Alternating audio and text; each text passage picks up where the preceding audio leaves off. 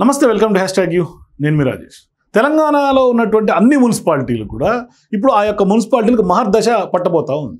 ఎట్లా మహర్దశ అని మీరు అడగవచ్చు. ఎందుకంటే తెలంగాణ రాష్ట్రంలో ఇప్పటికే చాలా వరకు అభివృద్ధి కొన్ని మున్సిపాలిటీల్లో గ్రామ పంచాయతీలో కుంటుపడింది అని బీఆర్ఎస్ పార్టీ పెద్ద ఎత్తున దుష్ప్రచారం చేస్తోంది. ఆల్రెడీ ఒకవైపు పనులు జరుగుతూనే ఇంకా కూడా కొన్ని పెండింగ్ వర్క్స్ కూడా ఇప్పుడు CM Revanth Reddy green signal ఇచ్చారు.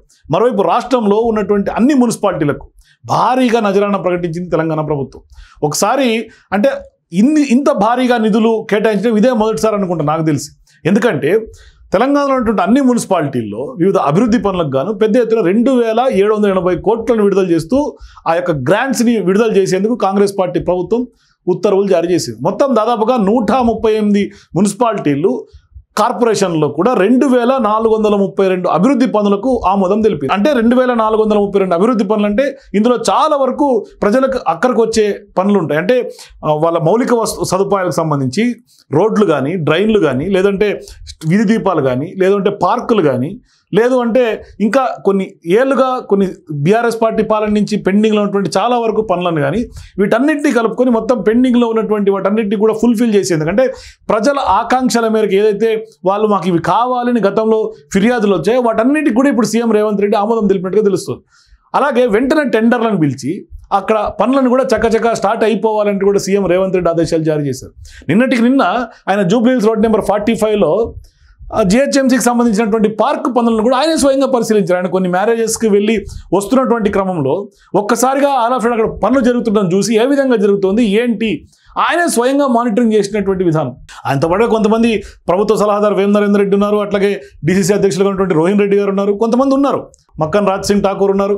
ఇట్లా వాళ్ళు ఉన్నప్పటికీ వివాహాలకు హాజరై వస్తున్నటువంటి అంటే ఆయన రిటర్న్ జర్నీలో ఒక్కసారిగా పార్క్ పనులను ఆయనే స్వయంగా పరిశీలించారు, పర్యవేక్షించారు. అట్లాగే అక్కడ ఉన్నటువంటి సిబ్బందితో కలివిడిగా మాట్లాడారు, వాళ్ళతో ఫోటోలు దిగారు, ఆ జరుగుతున్నటువంటి అభివృద్ధి పనులను అడిగి తెలుసుకున్నారు.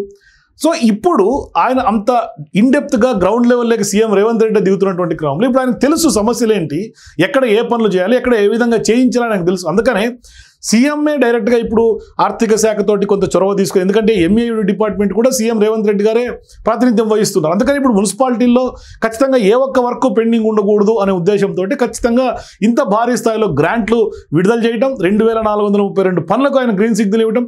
సో ఇప్పుడు ఈ యొక్క సీఎం రేవంత్ రెడ్డి గారి తాజా నిర్ణయంతో కొత్త మున్సిపాలిటీలు కానీ, కొత్త గ్రామాలు విలీనమైనటువంటి మున్సిపాలిటీల్లో కూడా పనులు కొంత ఆ యొక్క పనులకు ప్రాధాన్యత ఇచ్చినట్టుగా స్పష్టంగా అర్థమవుతుంది. అంటే తెలంగాణ కోర్ అర్బన్ సిటీని మినహాయించి రాష్ట్ర వ్యాప్తంగా ఉన్నటువంటి అన్ని మున్సిపాలిటీల్లో కూడా అభివృద్ధి పనులకు వెంటనే నిధులు విడుదల చేసింది తెలంగాణ ప్రభుత్వం.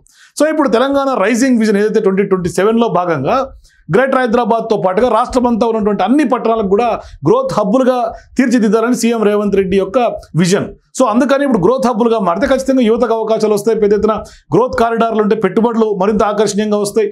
సో ఇప్పుడు అందుకనే అభివృద్ధి పనులు ఏవైతే పెండింగ్ ఉన్నాయో అవన్నిటికీ కూడా నిధులు భారీగా విడుదల చేస్తూ ప్రభుత్వం ఆదేశాలు జారీ చేసింది. ఇప్పుడు ఖచ్చితంగా మున్సిపాలిటీల్లో అభివృద్ధి పనులు కనుక వేగంగా జరిగితే ఖచ్చితంగా ఇప్పుడు అద్దాల్లాగా తయారయ్యే అవకాశాలు ఉంటాయి పట్టణాలన్నీ కూడా. సో తర్వాత నెక్స్ట్ ఇప్పుడు ఏదైతే స్థానిక సంస్థల ఎన్నికలు ఉంటాయి, గ్రామ పంచాయతీలు కానీ లేకుంటే స్థానిక సంస్థలకు కానీ ఆ యొక్క నిధులు కూడా కొంత పెండింగ్లో ఉంది. ఆ ఎన్నికలు అయిపోతే ఆ నిధులు కూడా రిలీజ్ అయిపోతే ఖచ్చితంగా ఇప్పుడు మున్సిపాలిటీలకు మార్గదర్శ వచ్చింది, రేపొద్దునే భవిష్యత్తులో ఆ యొక్క నిధులు కూడా వస్తే ఖచ్చితంగా గ్రామాలు, నగర పంచాయతీలు ఇవన్నీ కూడా మార్గదర్శ పట్టే అవకాశాలు స్పష్టంగా ఉన్నాయి. సో మీరు కూడా సీఎం రేవంత్ రెడ్డి తాజా నిర్ణయం పట్ల మీ అభిప్రాయాల కింద నాకు కామెంట్స్ తెలియజేయండి. For more videos please watch #.